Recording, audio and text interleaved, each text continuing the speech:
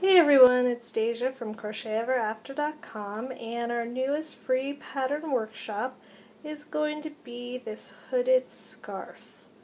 So all you're going to need is some worsted weight yarn, a 5mm USA H hook, scissors and a yarn needle, and we're going to get started. You can get the link for the actual pattern right below, and it will give you the yardage that you're going to need for the pattern. This is an easily customizable pattern, and we'll talk about that while we make it, but let's get started.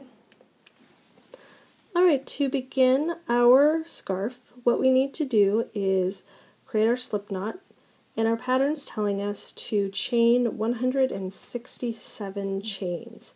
I am using a Red Heart Super Saver yarn, so if you like, that's the same as what's pictured in the pattern, but if you like this color, this is Cherry Red, color 0319, so I'm going to make a Little Red Riding Hood scarf instead of a Little Blue Riding Hood scarf this time. If you need to substitute, make sure you're looking for worsted and number 4 on your yarn label, and buy enough yardage to match what the pattern calls for. So just find the yardage on your yarn label and make sure that you have enough to cover what the pattern calls for. You might have to buy a couple skeins of a different type yarn if it doesn't have enough. Alright, so I'm going to chain 167 foundation chains, and if you've seen me chain before, you'll know that I always push my hook so that my loops rest on my shaft, and that gives me even, consistent stitches. You'll see that they're all the same size as I go. I don't have very loopy, wobbly stitches. I don't pull out my loops and make really wide foundation chains. If you know how to foundation double crochet, this is a great project for it. I have a tutorial available on how to foundation double crochet. So instead of having to foundation chain 167 chains, you can simply do 165 foundation double crochets, and you'll be meeting us on row 2 instructions.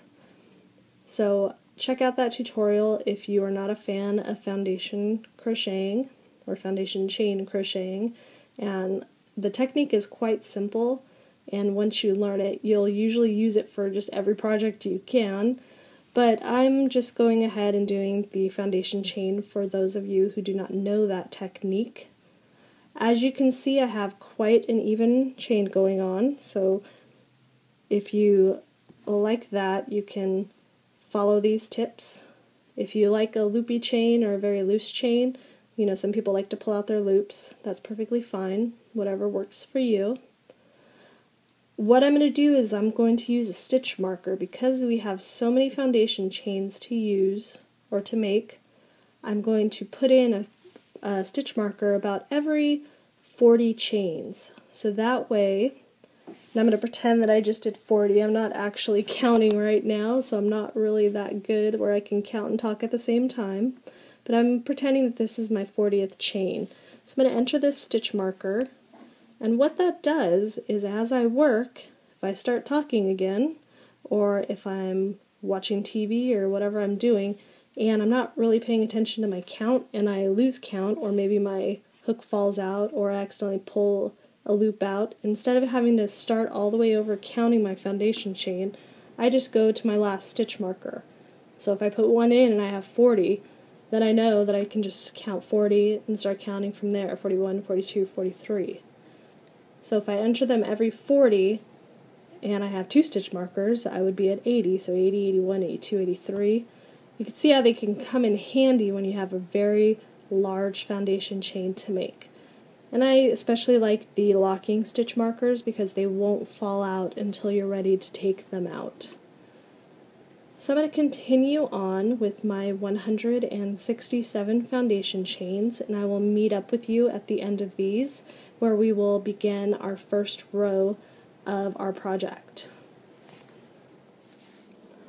Alright, I have finished my 167 chains of my project, and I am now ready to begin the first row of the instructions. And as you can see, I have stitch markers every so often.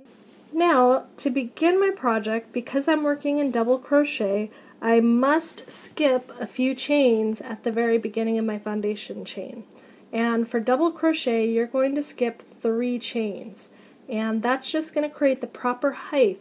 So when you actually make your double crochets, they're not going to be squished on the edges of your project. If I didn't put these chain 3s at the beginning of each row, including my foundation chain, my project would be really squished on the ends because it would take a few stitches to get the double crochet to the proper height.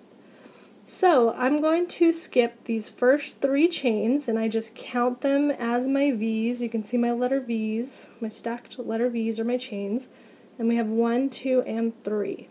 So I'm going to work into my 4th chain from my hook, which is this chain right here.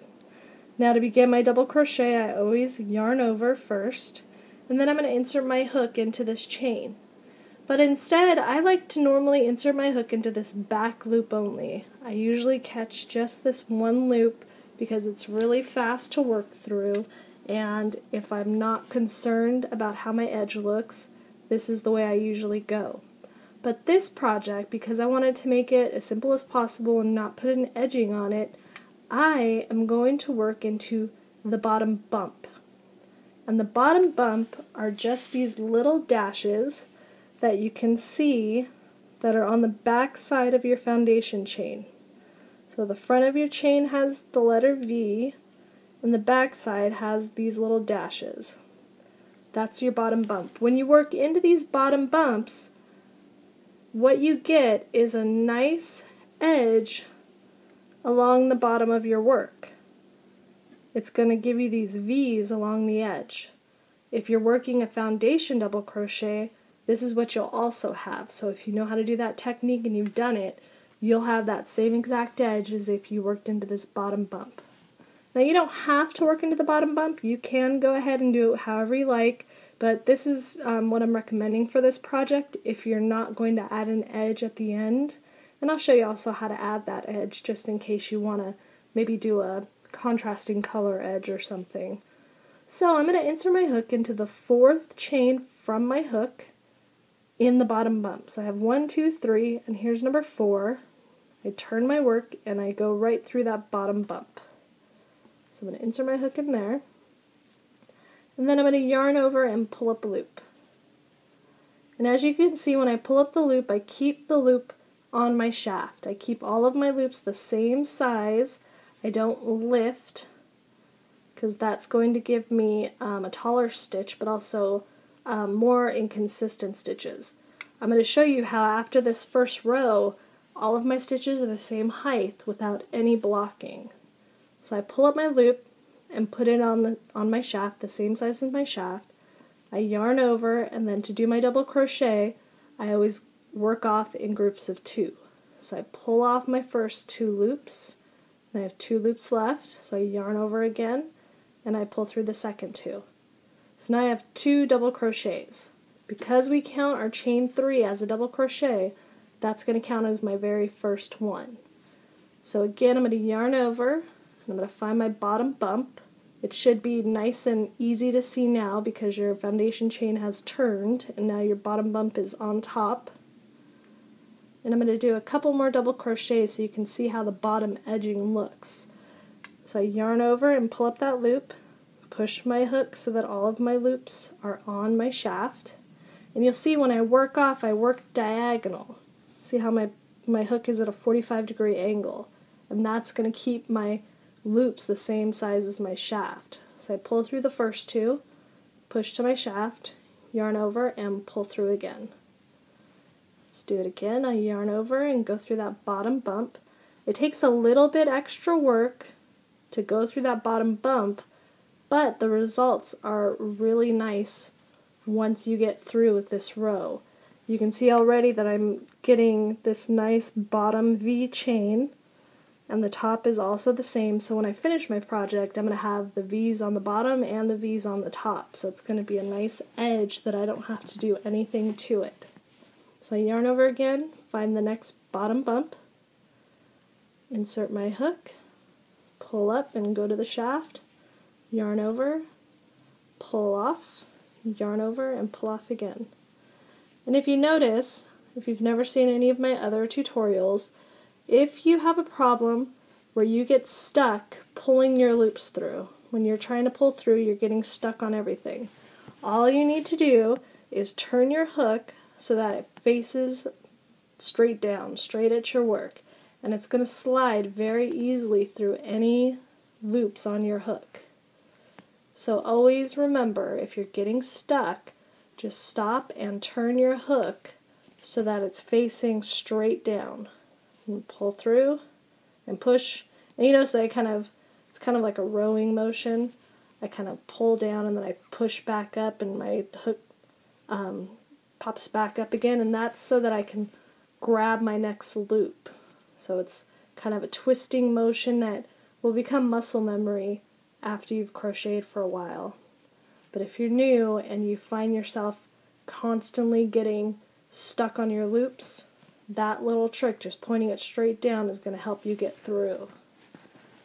So this is a very easy row of double crochet. That's all you're going to do all the way across for 165 double crochets all together, because we skipped those 3 chains in the beginning, but technically one of those, it's counting as double crochet, so we really only skipped 2 technically, which gives us 165 double crochets. And you can see how even all my stitches are. By working on the shaft, I get all even size stitches. So if you have stitches that go up and down all the time and you're not liking the look of them, try keeping all of your loops the same size as your shaft.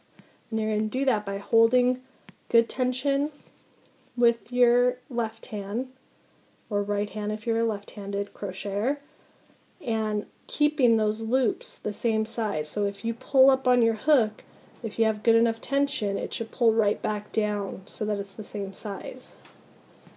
And you'll see at the end of this row how even everything is. You won't have to block at all if you work with this method. Blocking still makes it look better, but you won't need to if you don't want to.